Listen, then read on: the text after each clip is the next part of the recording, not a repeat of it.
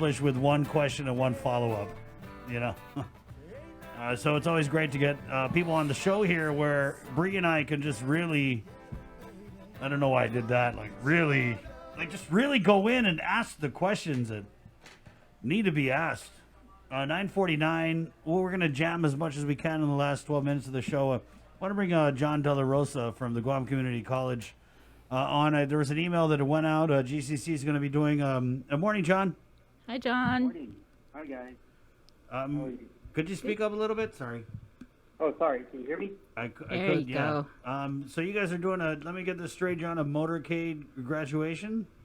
Yeah, it's a lot like high schools have been doing. Is you drive up in your car, the graduates can get out and receive their diplomas and then drive off. So we initially when the coronavirus happened, we decided that we were going to postpone our May graduation. And so we decided to move it to December just so we knew that we could plan a real commencement ceremony. But then we did a survey of our students, and a lot of them wanted something sooner than that. They wanted to get their certificates and degrees. So we thought instead of doing something virtual, we could do something where we could actually physically give them the degrees, but also just make sure everyone stays safe and we comply with all the requirements.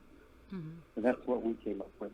So how much work are you guys putting into the staying safe part and meeting the requirements? Is that already done? It's done. I mean, you mean for the graduation? Yeah. For the graduation, when the students and their families come on campus, we're restricting them to one car. So if you have a 5-passenger car, it's a graduate and 4 people. We already know of a couple people who've rented vans, so there's 15 of them, right?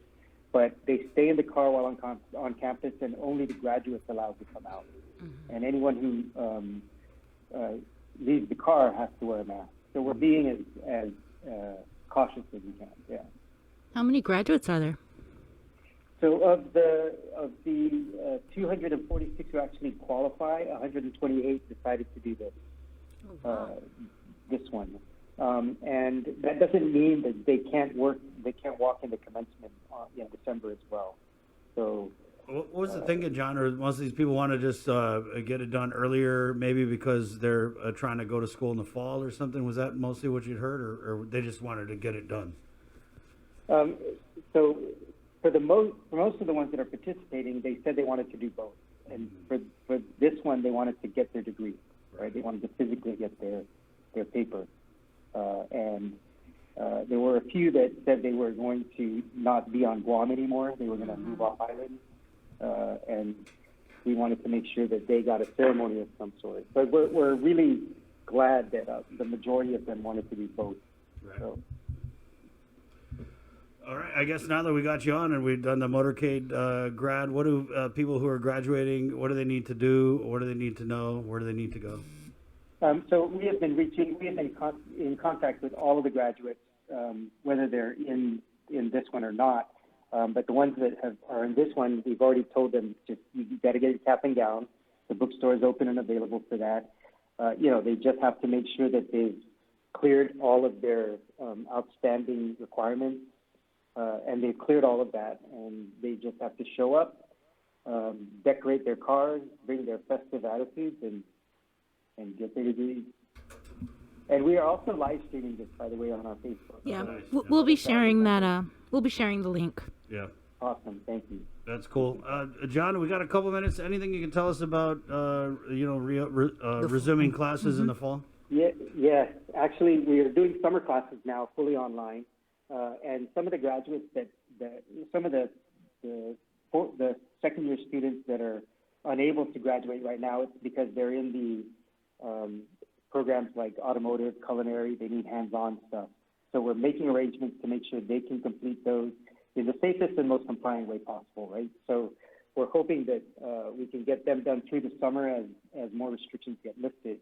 But if not, we have been spending the summer getting the campus ready. So we have adjusted class sizes. We have ordered plexiglass barriers.